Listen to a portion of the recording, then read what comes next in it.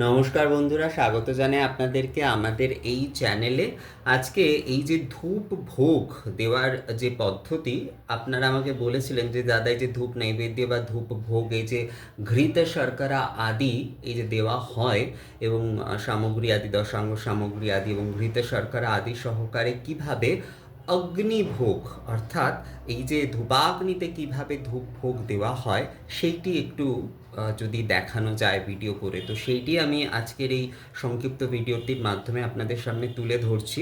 আশা করি আপনারা বিষয়টি বুঝতে পারবেন এবং আপনারা করতে পারবেন। দেখুন, এইটির প্রাদেশিক ভিত্তিতে, পারিবারিক ভিত্তিতে এবং অনেক রকমভাবে অনেক রকম পাল্টে যায় বলতে সেখানে দ্রব্য আদি কিন্তু বদলে যায়। তো আমি এখানে খুব সহজভাবে দেখাচ্ছি, আপনারা আশা করি এই বিষয়টি বুঝতে পারবেন। আমি ধূপাগ্নি সহকারে ধূপ প্রজ্বলন করে নিয়েছি। ধুনুচি ধূপই প্রয়োজন, অবশ্যই আপনি ধূপ ভোগ দিতে চাইছেন, অর্থাৎ ধূপের অগ্নি মাধ্যমে সেই অগ্নিতেই আপনি ভোগ দিচ্ছেন। যেরকমভাবে যজ্ঞে অগ্নিতে দেওয়া হয় সেরকম যজ্ঞে ধূপ, অর্থাৎ এই ধুনুচি ধূপ প্রজ্বলন করে কিন্তু আপনাকে ধূপ ভোগ দিতে হবে। তো আমি ধূপাগ্নি প্রজ্বলন করে নিয়েছি।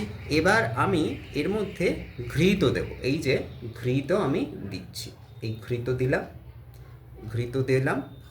এইবার হচ্ছে আমি এর মধ্যে একটু সামগ্রী দেব।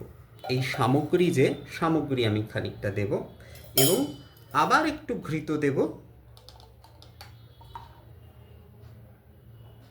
এইবার শর্করা দেব, অর্থাৎ একটি বাতাসা হোক বা যাই হোক আপনি দেবেন। এবং এবার আমি বলবো যে त्वदीय वस्तु भगवती तुभ्यमे समर्पये गृहाण सम्मुखो भुक्ता प्रसीद परमेश्वरी, এই বলে কিন্তু এইটি এর মধ্যে দেব।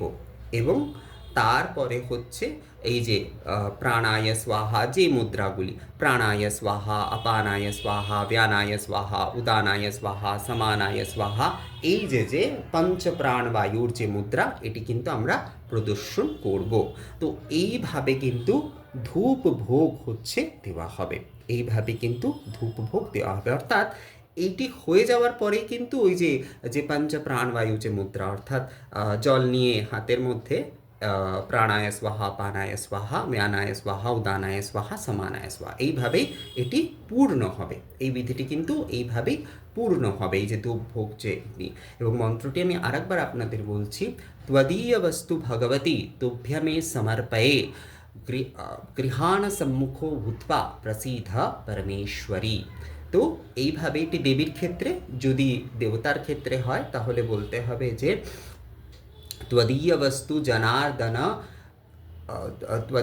त्वदीय वस्तु जनार्दन तुभ्यमे समर्पये गृहाण सम्मुखो भूत्वा प्रसीद परमेश्वरा, এই বলে কিন্তু হচ্ছে এই ধূপ ভোগ পদ্ধতিটি কিন্তু করতে হবে। অর্থাৎ আপনি শর্করা দিতে পারেন, এর মধ্যে সামগ্রী দিতেই হবে, দশাঙ্গ বা অন্তত গুগ্গুল আপনাকে দিতেই হবে। গুগ্গুল কিন্তু আপনাকে দিতেই হবে। তো প্রথমে প্রজ্বলিত করে তার মধ্যে ঘৃত, তারপরে তার মধ্যে গুগ্গুল এবং তারপরে আবারও ঘৃত এবং তারপরে শর্করা আদি আপনি দিতে পারেন। শুকনো নারকোল দিতে পারেন, যে ড্রাই ফ্রুটস আদি হয় সেগুলি দেওয়া যেতে পারে। লাড্ডুক অর্থাৎ যে নাড়ু প্রস্তুত করছেন আপনি দেবতার জন্য, সেটিও কিন্তু দিতে পারেন এর মধ্যে। তো এইভাবেই কিন্তু এই যে ধূপ ভোগের যে পদ্ধতিটি সেটি কিন্তু পূর্ণ করা হয়। এইটি আপনি যে আপনার নিত্য পূজাতে করতে পারেন, আপনার বিশেষ পূজা আদিতে করতে পারেন এবং সমস্ত পূজাতেই করতে পারেন, কোনো সমস্যা নেই। আপনি যে ওই যে ধরুন যে নৈবেদ্য আদির আলাদা করে একটি থালা রেখেছেন, ফলমূল আদি দিয়েছেন, সেটিও যেরকম ঠিক আছে একদম, ঠিক তার সঙ্গে এইটিও আপনি কিন্তু ওই ভোগের ক্ষেত্রে নিবেদন করতে পারেন।